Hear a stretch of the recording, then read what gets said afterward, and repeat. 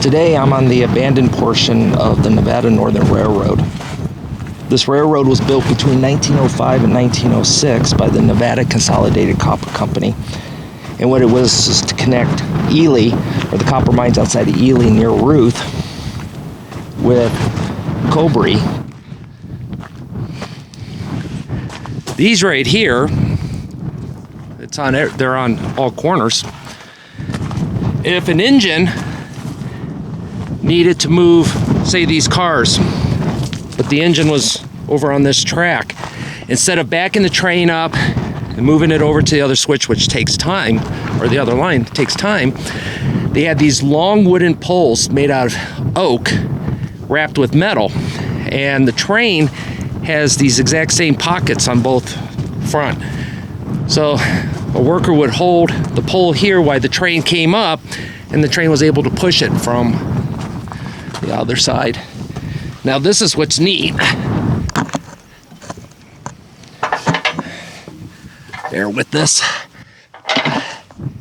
So it has ore gravel from the mine that was probably to be taken for processing, because this is an open pit mine.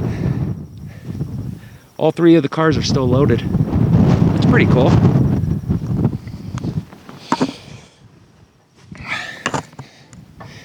A little bit of a sorry about that view.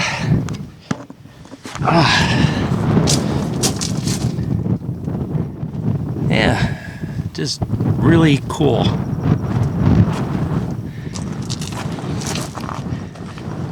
It's the old oil bath wheels.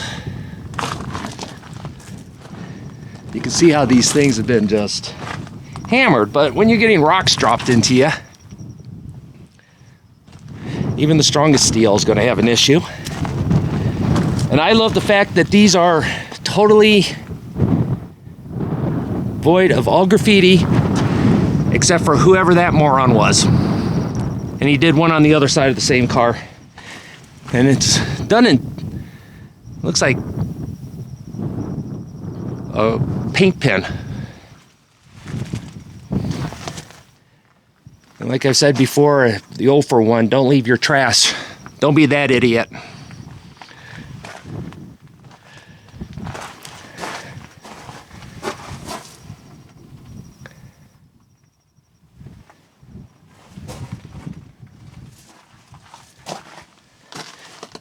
I mean, the hose, you can't tell. It doesn't look brittle, but it feels brittle.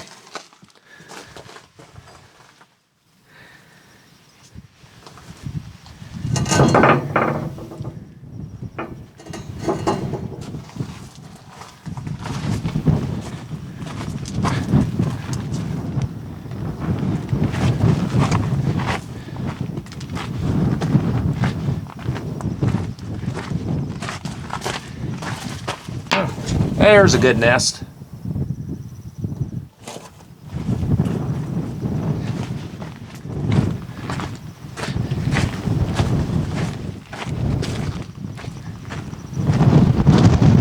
And you could just barely make out the numbers. You could just barely make out the company on there.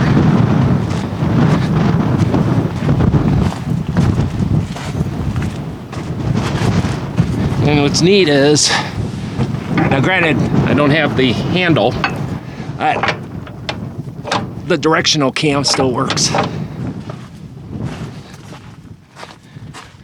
And look how badly dented up that is.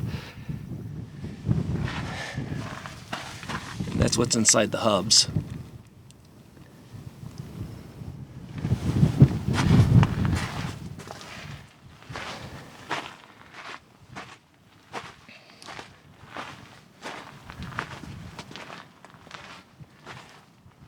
These are pretty neat. Oh, here we go. Here's some better markings.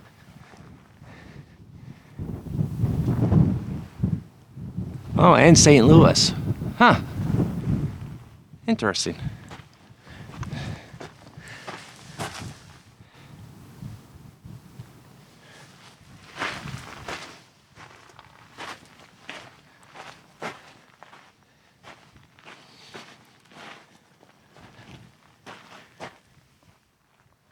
Oh, this one's even better.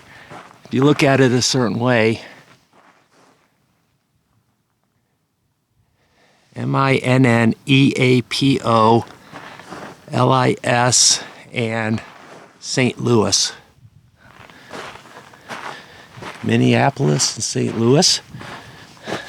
That's what I'm getting. All right, let me take you guys down to the... oh, before I do that, I did want to show you this. Yeah, here you go. Information about the car. Pretty cool. All this dark stuff is coal dust. That's why I assumed this was where they might have loaded coal into the train. You can see where the abandoned cars are. And the other reason is it's a siding close to water intake. And granted, they go through more water than they do coal, but that's cool.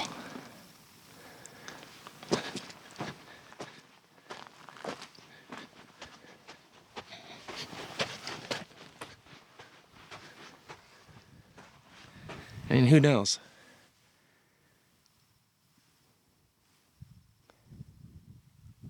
You can see another loading area over there. Oh, there goes a rabbit.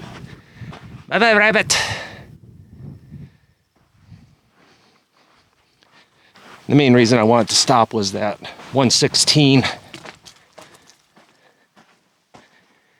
And you could tell that was rough cut and then welded on. This happened to be one of the support sidings for the railroad. This siding was reached July of 1906.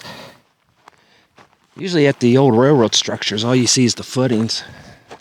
People have already taken off all the wood. But old telegraph power line pole.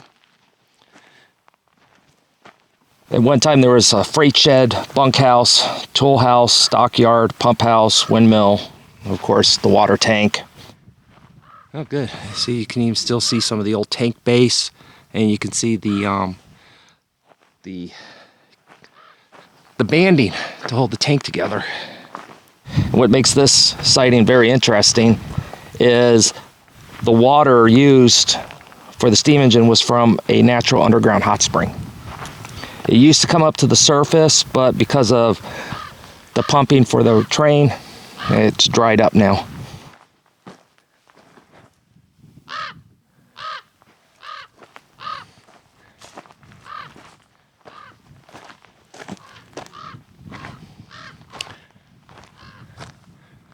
And there's the outlet to fill the train.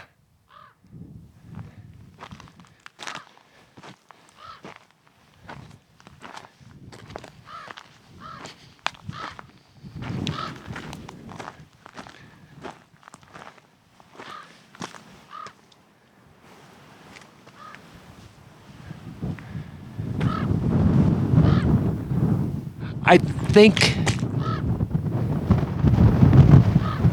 they might be a little unhappy. There might be an active nest around here.